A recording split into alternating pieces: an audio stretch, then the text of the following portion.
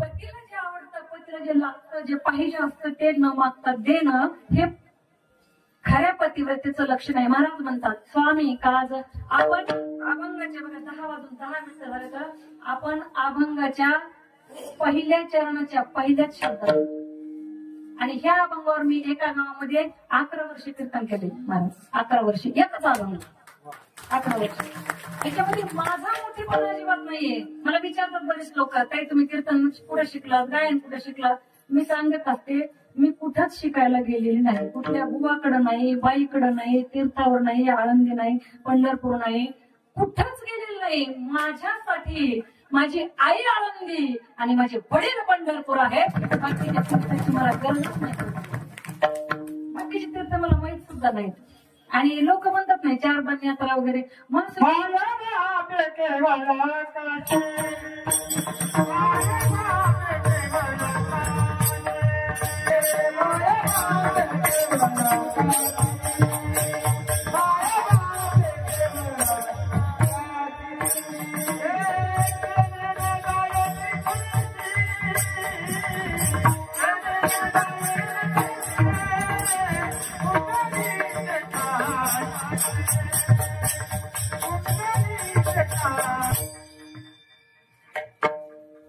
माझ्या बोलण्याला महाराजांनी खरं करून सांगितलं. त्याला प्रमाण म्हणतात. काही काही कीर्तनकारांच्या कीर्तनात प्रमाणच देत नाही. ते प्रमाणावर नसतातच प्रमाण द्यायची कुठं. खालचे लोक म्हणतात तुमच्या बाजूला ज्यांना आता लक्ष देत नाही कधी कधी. काही लोक लय हुशार बरं का. आता 4-5 महिला इकडनं कीर्तन सुरू व्हायच्या वेळेला आली, चाल संपल्यानंतर लय हुशार आहेत त्या. माझं लक्ष असतं सगळ्यांकडं. आणि ते म्हणतात ते काय ते निवडायचं ते होऊ द्या मग जाऊ बाई ते म्हणतात. ज्याला त्याचा गंध आहे ना त्यालाच त्याचं वेळ माहिती. बरं का मी सांगू तुम्हाला, music is the language of heart. संगीत ही हृदयाची भाषा आहे महाराज. हृदयापासून निघाली का हृदयाला भिडते ती, हृदयापर्यंत पोहोचते ती. पण ज्यांना तर लक्षातच येत नाही ते म्हणतात ते लय जीव ओळखतात बाई मधल्या लोक. तुम्हाला वाटतं तुम्हाला लय राग ते येतो, मला पण लय राग येतो, पण मला घरात येतो.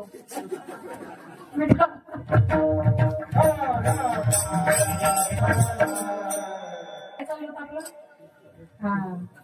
कीर्तन बरं झालं. कीर्तन तरी म्हणलं काय काय कीर्तन संपल्यानंतर गर्दीत घुसायला पाहिजे. लोक म्हणतात बरं का काय काय बरं होतं ना कीर्तन. लांबून आलं होतं त्या प्रतिभाताई. बरं होतं, चांगलं होतं ऐक नाही. काय काय ओळ्याच्या मानाने बरेच आणि आमचं वय तुम्हाला कळणार तरी कळू शकतंय का? कळू शकत नाही. जनरली छोट्या मुलांचं वगैरे कळतं, पण एकदा 18 वाजता उलटून गेल्यानंतर नाही लक्षात येत. आता मलाच काय काय लोक म्हणतात. आता मी सांगितलं मला 26 वर्षाची मुलगी. बायका विचारतात ताई तुमचीच आहे का, म्हणजे तुमच्या नवऱ्याच्या अगोदरच्या बायकोची. बरोबर आहे ना वहिनी. आता मी सांगितलं त्यांना मगाशी. खरं अवघड आहे. कुठं वेळ चांगला तुम्ही लावत बसतात. चला तो विषय नाही आपला. मी सांगत होते गर्दीत घुसलं का लोक म्हणतात बरं होतं, चांगलं होतं, काय काय म्हणतात ना डोक्यावरून गेलं. मी म्हणते बरोबर डोक्यावरून गेलं म्हणतात, पाया खालून गेलं म्हणत नाहीत. नाही तर तुडवलं असतं आमचं कीर्तन मिठालं.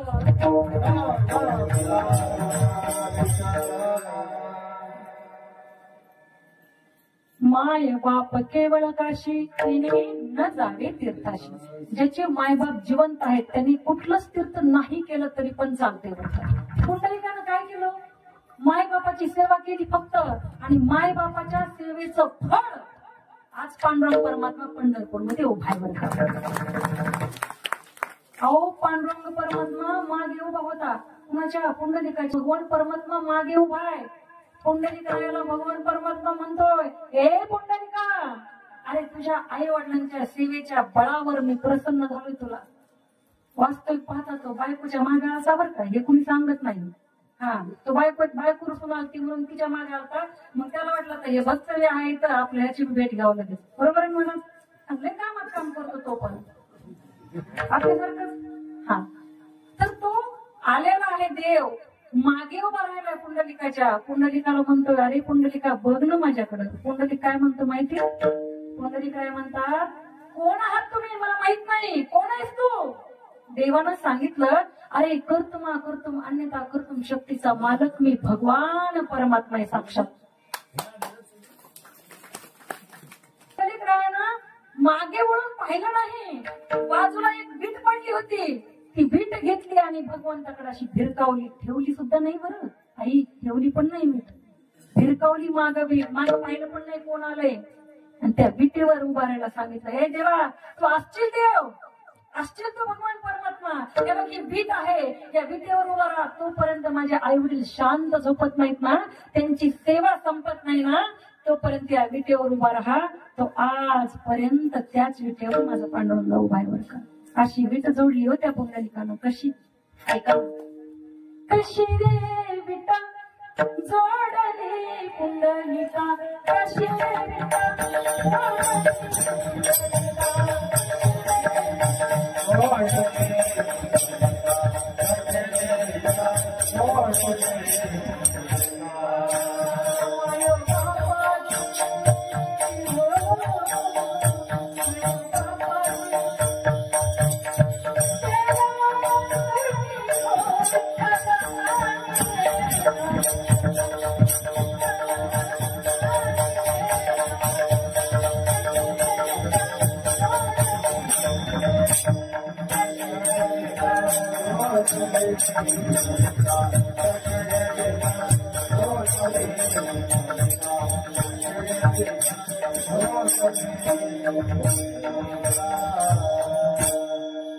माया बापाचे हो,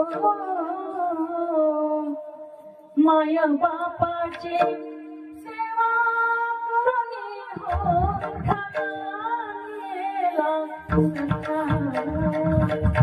माया बापाची सेवा करून त्या सख्याला, त्या भगवान परमात्म्याला त्या पंढरपुरामध्ये उभं करणारे म्हणजे पुंडलिकराय. आणि आजही देव आपल्या भक्ताला किती अधिकार देतो बघा ना. पांडुरंग परमात्म्याच्या दर्शनाच्या अगोदर आपण पुंडलिकरायाचं दर्शन घेतोय. त्याच्या पुढे ऐका ना, पांडुरंग परमात्म्याच्या दर्शनाच्या अगोदर आपण कान्होपात्रेचं दर्शन घेतोय. जी एका वेश्याची मुलगी,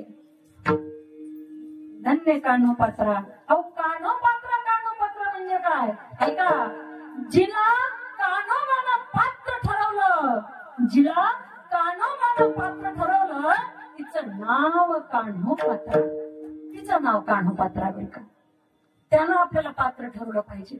आपण आपल्या तोंडात मी आमका, मी असा, मी तसा, तुम्ही तोंडाने म्हणून काही उपयोग नाही. लोकांनी आपल्याला म्हणावं चांगलं. आणि सांगू तुम्हाला, आपण गेल्यानंतर प्रत्येक जण जाण्यासाठी चाललाय. हा लोकच मृत्यू लोक आहे. इथे आलेला प्रत्येक जण मरणार आहे, प्रत्येक जण मरणार आहे.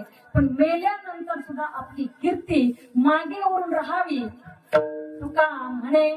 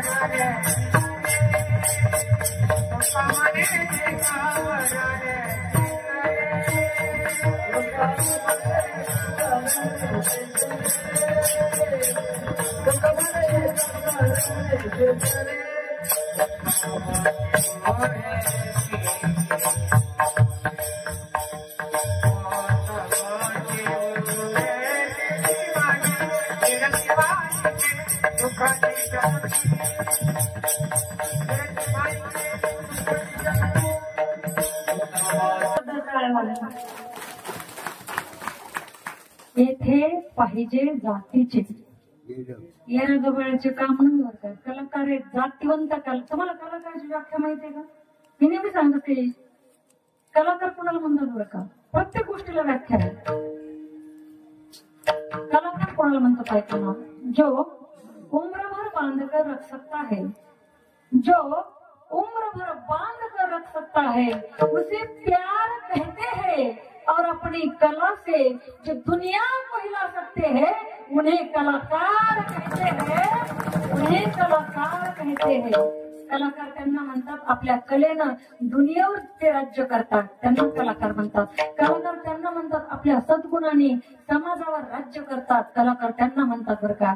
त्याच्यामध्ये अनेक साधू संत येतील, अनेक राजे येतील, आणि एक शूरवीर योद्धे येतील. आता परवा छावा पिक्चर आपण पाहत असाल बघा. कोणी कोणी पाहिला बोटवर काळावर पोरांनो? छावा कोणी कोणी पाहिला का? अरे वा वा वा. आणि त्यांनीसाठी टाळ्या वाजवाय होतं. चला मौत भी डरती थी उसको देख कर. त्या छाव्यासाठी बोलते मी, छत्रपती संभाजी महाराजांसाठी. मौत भी डरती है उसे देख कर, ये खुद मौत का दावा था. इस धरती को नाज था उस पे. वो शेर शिवा का छावा था. वो शेर शिवा का एकच छावा झाला होता. एकच छावा. पण सुंदर कलाकृती सुंदर त्या ठिकाणी मांडलेली आहे आणि पाहायला पाहिजे. कारण इतिहासाची पुनरावृत्ती होते. इतिहास आपल्या लक्षात राहतो म्हणून ऐतिहासिक गोष्टी आपण नक्की ऐकल्या पाहिजेत, वाचल्या पाहिजेत आणि अनुभवल्या पाहिजेत बरं का. त्यामध्ये त्या ठिकाणी असणारी सगळे राजे म्हणता येणार नाही, त्यातले काही राजे. त्याचबरोबर शूरवीर योद्धे असतील. महाराणा प्रताप आजही त्यांच्या जयंत्या साजऱ्या होतात. खूप सुंदर व्यक्तिमत्व असणारे राजे. आपल्याकडे वेळ कमी, आता जरा फास्ट चालूयात आपण. त्याचबरोबर संतश्रेष्ठ भगवान बाबांच्या आख्यायिका तुम्हाला सगळ्यांना माहित असतील, पण ऐका ना. भगवान बाबांच्या वामन भाऊच्या त्यांच्या अंगात एवढी ताकद होती, बोललेला शब्द लागलीच खरा होत होता. एक प्रसंग आहे. त्या ठिकाणी भगवानगडाच्या पायथ्याला एक गाव आहे, गावाचं नाव मला आठवत नाही बघा. त्या गावामध्ये सप्ताहाचा मंडप एक दुकानदार टाकू देत नव्हता. सप्ताहाचा मंडप दुकानदार टाकू देत नव्हता. त्याच्या दुकानासमोर तो म्हटला माझं दुकान झाकत आहे. लोक गेले पळत पळत. बाबांना सांगितलं, म्हणे तो दुकानदार मंडप टाकू देत नाही, म्हणे त्याला जायला यायला जागा नाहीये. त्याचं दुकान झाकते, जायला यायला त्याला जागा नाहीये. महाराज म्हणले जाऊ द्या, त्याला जायला यायला जागा राहू द्या. सप्ताह संपायच्या त्याला बाहेर, गावाच्या बाहेर काढून दिलं. कुठं? शेवटी गावाबाहेर. शरीराची होईल माहिती. सांगायचंय मला की त्यांच्या मुखातला शब्द सुद्धा खोटा होत नव्हता. ज्या ठिकाणी भगवान बाबांनी खरं पाहायला गेलं तर फार अवघड आहे बरं का भगवान बाबांचं चरित्र. विचार करा, ज्या महात्म्याने जीवनभर साधुत्व जपलं, वैराग्य जपलं, ब्रह्मचर्य जपलं, त्या साधूवर किती मोठा आळ यावा. काही मर्यादा आहेत ना. मी नेहमी म्हणते बरं का, माणसं कधीच चांगले नव्हते. माणसं तुकोबारांच्या काळातही चांगले नव्हते. माणसं ज्ञानोबारांच्या काळातही चांगले नव्हते. तुकोबारांच्या काळातही चांगले नव्हते. ज्ञानोबारांच्या काळात चांगले असते तर ज्ञानोबारांच्या झोळीमध्ये शेण, दगड, माती, चिखल टाकलं नसतं. तुकोबारांच्या काळात जर माणसं चांगले असते तर तुकोबारांचा गाथा इंद्रायणीच्या डोळ्यामध्ये माणसांनी बुडवला नसता. भगवान बाबांच्या वेळेस जर माणसं चांगली असते तर भगवान बाबांना स्वतःच लिंग कापून घेण्याची वेळ आली नसती. माझं पाहू नसते. ज्या ठिकाणी त्यांनी स्वतःच लिंग कापलं त्या ठिकाणी तुळशी उगवल्या. आज ते आपल्यात नाहीत. आज त्यांच्या आरत्या कापतो आपण. आरती भगवान बाबा.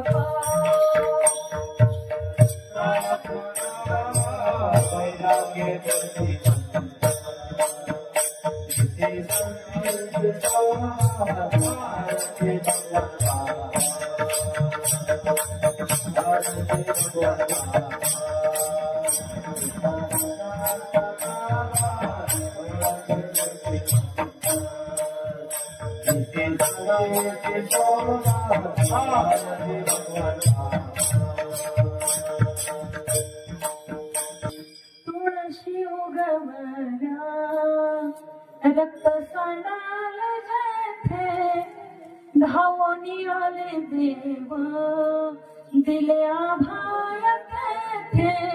आरती भगवान बाबा. चैतन्याचा भजन म्हटलं जातं. दिव्य ज्यांची शोभा आहे ते भगवान बाबा. अगोदर नारायणगडावर होते. नारायणगडच्या पायथ्यालाच माझं गाव आहे केतुरा म्हणून बरं का. नारायणगडच्या गादीवर सुद्धा बाबांनी काही काळ घालवला. नंतर त्या ठिकाणावरून धौम्यगडावर बाबा आले. त्यालाच आज आपण भगवानगड म्हणून ओळखतो बरं का. आणि खऱ्या अर्थानं बाबांच्या जीवनामध्ये खूप संघर्ष आणि संतश्रेष्ठ भगवान बाबांचं जीवन म्हणजे इतकं संघर्षमय पण ऐश्वर्य संपन्न सुद्धा तितकंच आहे बरं का. कारण बाबा सांगायचे, अरे एक एकर विका, मुलांना शिकवा, हा समाजाला दिलेला बहुमोल असा असणारा हा संदेश आहे. आणि त्याच संदेशावर आज आपली मुलं मोठमोठ्या पदावर पदस्थ आहेत, त्या ठिकाणी मोठमोठ्या हुद्द्यावर काम करत आहेत. 6 वर्षाचे भगवान बाबा असल्यापासून त्यांना भगवंताच्या भक्तीचा नाद वेड लागलं बरं का, वेड लागलं. भगवान बाबा काटेरी त्या फासावर बसून चिंतन करायचे. ऐका, बैसोनी पाण्यावरी वाचली ज्ञानेश्वरी, बैसोनी पाण्यावरी. पाण्यावर बसून ज्ञानेश्वरी वाचणारे जगामध्ये एकमेव संत म्हटलं तर भगवान बाबांचंच नाव सांगावं झालं. धन्य आहे ती माय, धन्य आहे तो पिता, तुबाजी पाटलांच्या पोटी जन्म घेतलेले भगवान बाबा. आईचं नाव कौतिकाबाई. आणि खरंच कौतिक झालं, खरंच कौतिक झालं. आणि खऱ्या अर्थानं बरं का, जेव्हा मुलगा कर्तृत्ववान निघतो ना, तेव्हा आईचा स्वाभिमान वाढलेला असतो बरं का. आई छातीत फुगून चालत असते, तो ना तो तो माझा मुलगा आहे. आता महाराजांच्या आई जरी तर असत्या तर महाराजांच्या आई माझ्याकडे त्यांनी बघितलंच नसतं. बघितलं असतं महाराज? नाही, आपल्या लेकराकडे बघितलं असतं. कसा वाजवतोय माझा मोठा कीर्तन, कसा वाजवतोय, कशी ताल आहे, कसं त्याच्या अंगात ताल आहे, कसा वाजवतोय, कसा ठेका घेतोय, कशा बोर वाजवतोय, कसं त्याचं अंगात उडतंय. महाराजांच्या आईने त्यालाच पाहिलं. सावरगाव पारगाव करुणीचे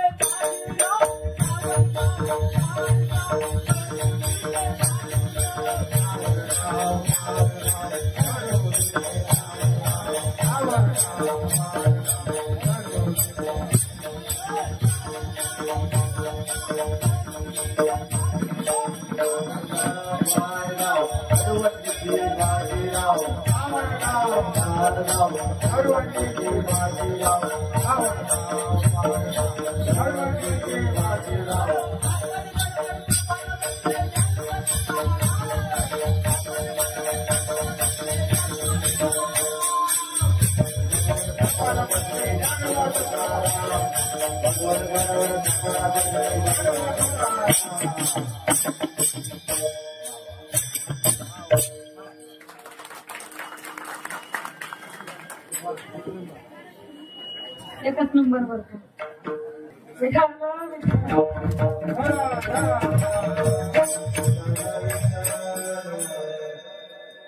काय म्हटलं, कीर्तनासाठी घेतलेल्या अभंगाच्या पहिल्या चरणातल्या पहिल्या शब्दात आहे साधून. बरोबर म्हणत. कोणाला बोर झालंय, कोणाला बोर झालंय, कंटाळा आलाय, खास तर स्वर्ग आहे. मग स्वर्ग स्वर्ग कशाला म्हणतात बाकीचं, जिथं आपण अजिबात कंटाळवाणी होत नाही.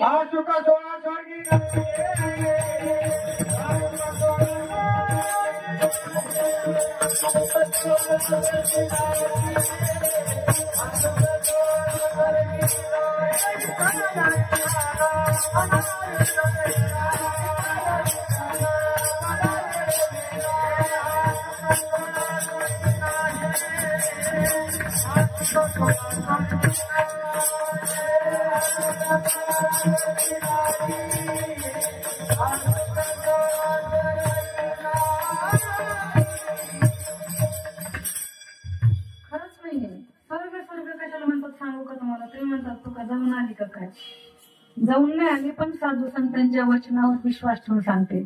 बघा ना, स्वर्ग कशाला म्हणतात, जिथं आपल्या संसारातल्या गोष्टींचा विसर पडतो ना, त्यालाच तर स्वर्ग म्हणतात. बाकी स्वर्ग काहीच नाही. स्वर्ग नाही, ते वैकुंठ नाही, आपल्याला काहीच माहित नाही. गेल्याला सांगायला परत येत नाही, आल्याला जर सांगायला लागला तर ऐकणारा जिवंत राहणार नाही. गेलेला पुन्हा येऊन खाली सांगायला लागला तर तुम्ही आपण जिवंत राहू नाही ना. त्याच्यामुळे स्वर्ग काही तुम्ही ते स्वर्ग आपल्याला भेटेल. एक जण कीर्तनात मला म्हणत, ताई तुम्ही कथा करता, भागवत कथा, शिवपुराण कथा, हे राम कथा करता, कीर्तन करता, तुम्हाला खरंच देव भेटणार आहे का, खरंच स्वर्ग भेटेल का तुम्हाला? मी म्हंटल, दादा कथा करून कीर्तन करून देव भेटेल की नाही मला माहित नाही, कथा करून कीर्तन करून स्वर्ग भेटेल की नाही मला माहित नाही, पण कथा कीर्तन करून आणि ऐकून आपलं जीवन करायचे बाकी आपण अपेक्षा केली पाहिजे. काय गरज आहे बाकीची अपेक्षा करायची. म्हणून कथा कीर्तन आपण ऐकले पाहिजे. कथा कीर्तन ही चार्जिंग आहे आपली. चार्जिंग बघा, आपण दिवसभर मोबाईल चालवतो त्यासाठी तासभर त्याची चार्जिंग करावं लागते. तसं वर्षातून एकदा या अखंड हरिनाम सप्ताहाच्या माध्यमातून आपल्या सर्वांची चार्जिंग होते. मग वर्षभर हा मोबाईल चांगला चालतो. म्हणून ही चार्जिंग महत्वाची असते, गरजेची असते बरं का. चला अभंगाच्या पहिल्या चरणाकडे या. पहिल्या शब्दात येत आपण कोणाला म्हणायचंय? स्वामी. स्वामी म्हणायचंय देवाला, स्वामी म्हणायचंय पतीला, आणि स्वामी म्हणायचंय ज्याच्याकडे आपण काम करतो त्या मालकाला. मालकानं सांगितलं, अरे रामो, अरे सकाळचे 7 वाजले, 7:30 वाजले तरी तुला चहा द्यायचा पटकन, जरा चहा घेऊन ये पटकन. रामोने म्हणावं, मालक मी दुपारच्या 12च्या जेवणाची तयारी करतोय, आता चहा द्यायला मला वेळ जमेल असं ठेवेल का मालक का? मग नाही ना.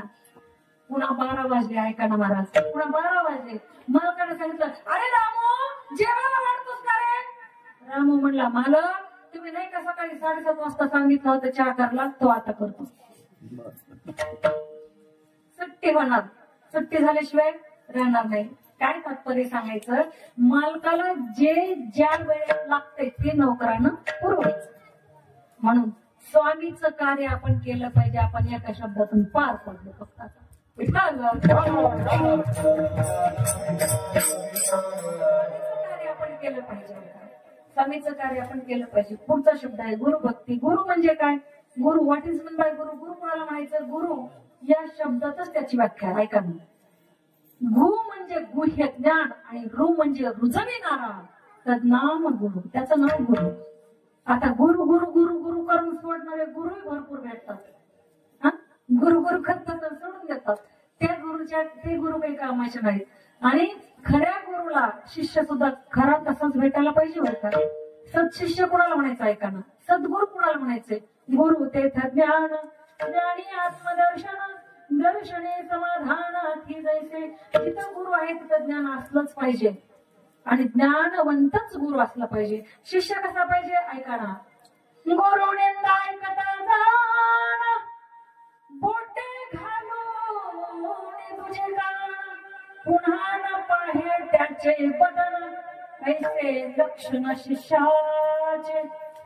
आपल्या गुरुची निंदा एखादा करत असेल, त्याचं तोंडही पुन्हा पाहणार नाही, त्याच वेळी कानात बोट घालून घेणार, त्याला म्हणायचं सत्शिष्य. त्याला म्हणायचं सत्शिष्य. असं गुरुची सेवा गुरु प्रत्येकाने जीवनात करावा. गुरुशिवाय, गुरु विना ज्ञान नोपजे. गुरुशिवाय ज्ञान नाही, गुरु विना ज्ञान आपल्याला मिळवता येत नाही. तुम्ही साधं एखादा तुम्ही पहा, कुठल्याही गोष्टीसाठी गुरु पाहिजे बरं का. कुठल्याही, जर पाकिट मारायचे असतील बस स्टँडवर, खिसा कापायचा असेल, त्याला सुद्धा गुरु लागतो. मग जे पकडले जातात बस स्टँडवर मार खातात, कधी कधी सगळ्यांनी असं दृश्य पाहिलं असेल. एखादा पकडला जातो, मार खातो ना, तो बिना गुरुचा चेहरा असतो. नाहीतर किती मोठे मोठे चोऱ्या करतात, पण जे पकडले जात नाही त्यांच्या मागे गुरु आहे. आणि जो पकडला जातो ना, तो बिना गुरुचा चेहरा म्हणायचा. तसं कीर्तन करत असताना जो टाचना बघून कीर्तन करतो, त्याच्या लक्षात आणतात ह्या पानावर काय होतं. आपल्याला टाच सांगायचंय काय मला? प्रत्येक गोष्टीसाठी गुरु पाहिजे, गुरु पाहिजे. आणि तुम्ही म्हणाल ताई तुम्ही पहिल्यांदाच सांगितलं, मी कुठाकडे शिकायला गेले नाही, कुठं गायन शिकले नाही. माझ्या लक्षात आहे ना बरोबर. आता पेशा शिक्षिकी म्हणून माझ्या बरोबर ऑलराऊंड लक्ष सगळीकडे असतं. आपण काय बोलून गेलो, आता काय बोलतोय, सगळं लक्षात ठेवावं लागतं. ऐका, माझ्या घरामध्ये माझ्या आजी, आमचं भाऊंची आमची चर्चा झाली मगाशी आमची वहिनी साहेबांची. माझ्या आजीच माझ्या गुरु, कारण लहानपणापासून मी त्यांच्यासोबत फिरले. कदाचित तुम्हाला माहित असू शकतात, हरिभक्तपर्यंत आदरणीय रामायणाचार्य प्रयागबाई महाराज शिरस देवीकर, त्या माझ्या आजी, माझ्या आईच्या आई, आणि त्यांच्या आशीर्वादाने मी तुमच्या समोर या गादीवर उभी आहे. की मला काही येत नाही. माझ्या आई वडिलांचे संस्कार, आजीचे आशीर्वाद, तुमच्यासारख्या संत महात्म्यांचे, थोरा मोठ्यांचे आशीर्वाद माझ्या मागे. मला बाकी काही येत नाही, मी कुठे गेलेली नाही. आणि आपला एक फंड आहे बरं का, मला काही येत नाही बरं का भाऊ, मला काही येत नाही, पण मी कुणाच्या बापाला घेत नाही.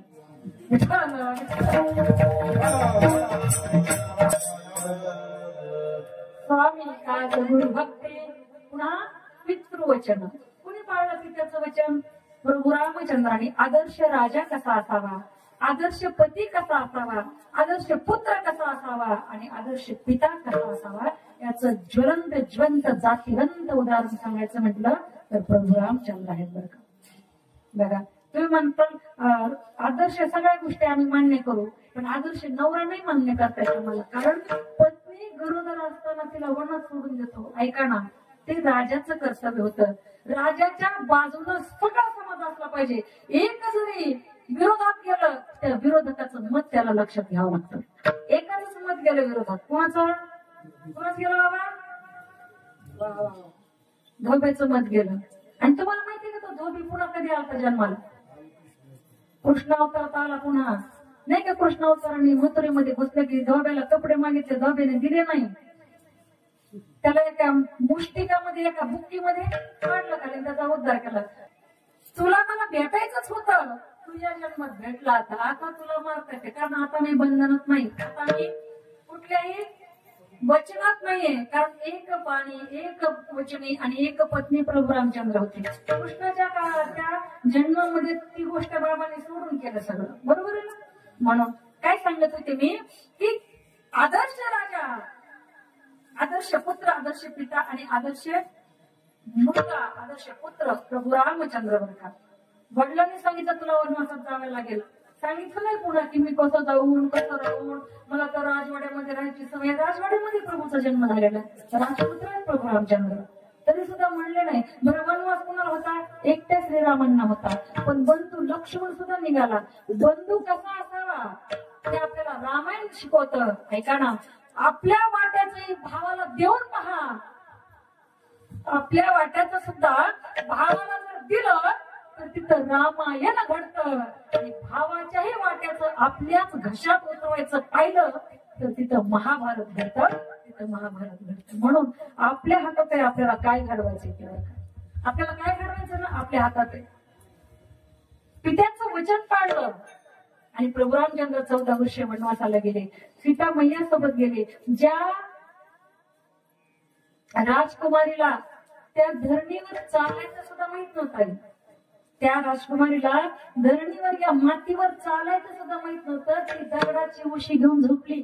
14 वर्षे, 14 मिनिट नाही, 14 दिवस नाही, 14 वर्ष दगडाची उशी घेऊन झोपली. आपल्याला थोडस दुःख लागलं की इंटरलच काय घेती, रोगरच काय घेती, हिरीकडच काय पळती. अहो विचार करा ना तुम्ही थोडस. राजा हरिश्चंद्र आणि तारामती. हरिश्चंद्र तारा राणी वाहे डोंबा घरी पाणी. राजा होता हरिश्चंद्र. स्वप्नात दान केलं, स्वप्नात. तेव्हाचे राजा असे होते, आपण आता दिलं का वापस घ्यायला तयार होतं. वापस घे, माझा विचार बदलला.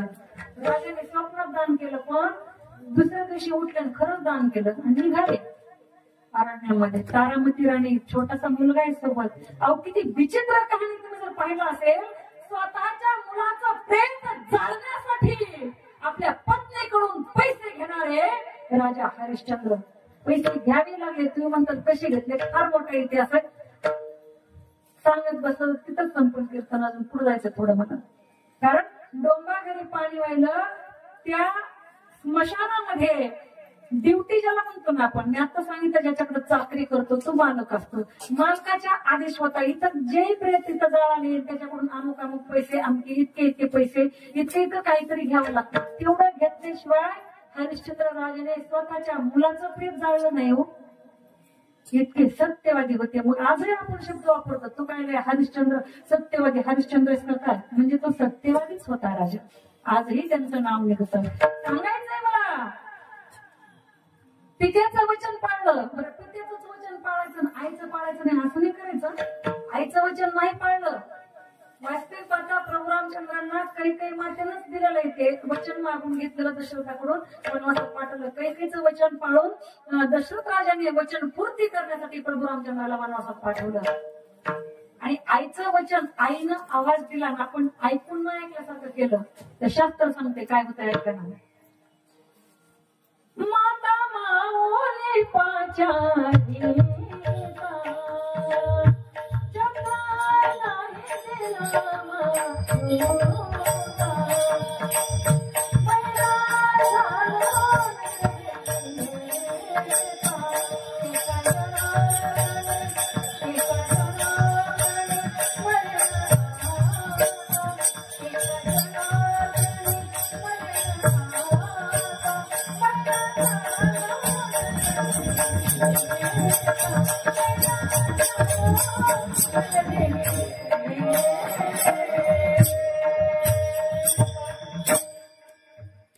बहिरा झालं, आईचं वचन नाही पाळलं, बहिर व्हावं लागते. आणि आता जी माणसं बैरे आहेत, आता जी माणसं बैरे आहेत सध्या, डॉक्टरकडे जातात, मशिनी लावतात, तरी सुद्धा त्यांना ऐकायला येत नाही. कदाचित त्यांनी आईची त्या हाकेची अवहेलना नक्की केली असते बरं का, एवढं मी सांगेन. बेटा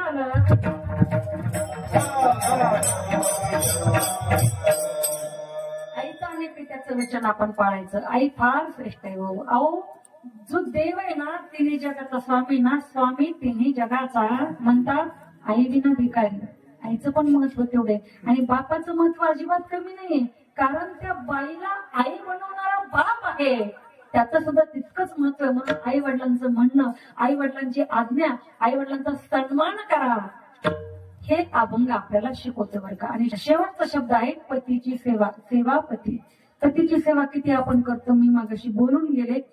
आणि खऱ्या अर्थानं पतीची सेवा केली, तुकोबराय म्हणतात हो, तुकोबराय म्हणतात. गरजच नाही तुम्हाला मंदिरात यायची, त्याच्या पुढे डोकं आपटायची, त्याला अगरबत्त्या लावायची. तुकोबराय म्हणतात, तुका म्हणे पती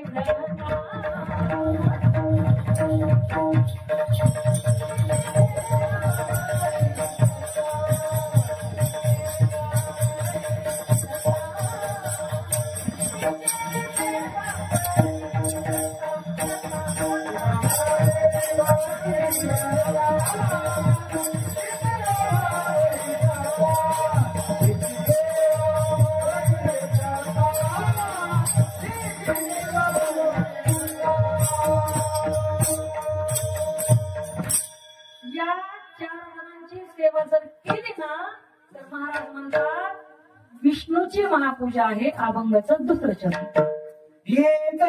विष्णूची महापूजा,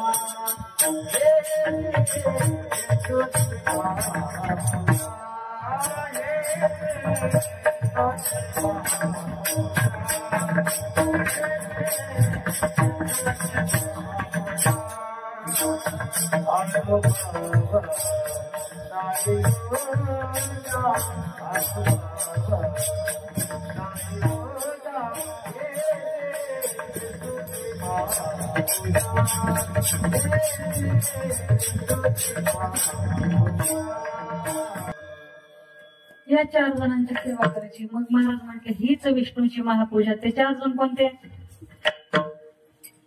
स्वामी काज गुरु भक्ती, पितृवचन सेवा विठाला.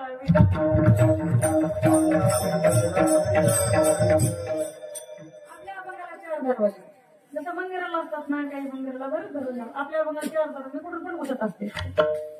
कधी कधी शेवटच्या चरणातून घुसवाल, कधी तिसऱ्या चरणातून, कधी दुसऱ्या. आपल्या मनावर आहे ना कुठून बसायचं. आपल्याला जिकडून सोपं वाटेल तिकडून बसायचं. बरोबर आहे ना.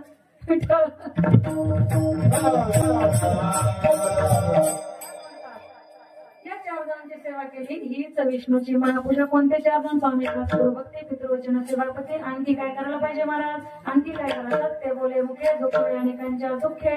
तुमच्या इतरांच्या दुःखामध्ये सामील व्हा. आपल्या मनात आहे दुःख, आणि माणूस त्यालाच म्हणतात तो कुणाला?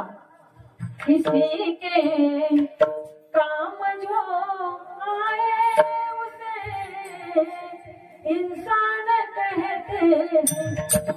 किसी के काम जो आए उसे इंसान कहते हैं.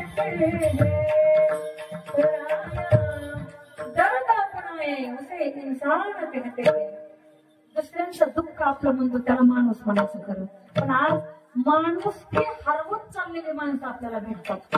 माणुसकी जिवंत राहिली. तुमच्या काळातली माणुसकी फार वेगळी होती बघा, फार वेगळी होती. आपल्या ताटातली अर्धी भाकर देण्याची दानच तुमच्याकडे होती. आज आमच्या पिढीतल्या लोकांकडे नाहीये तेवढी, म्हणावे तेवढी नाहीये.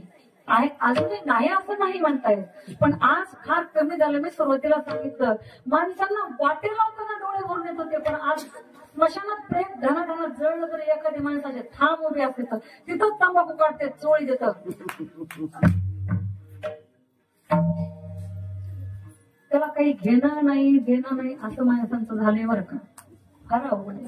महाराज म्हटले दुसऱ्यांच्या दुःखामध्ये सहभागी व्हा बाबांनो, खरं बोला. आणि शेवटी महाराज म्हटले निश्चयाचे बळ तुका म्हणे तिची फळ. काय फळ? तीच विष्णूची महापूजा. अनुभव नाही तुझा विठोबा.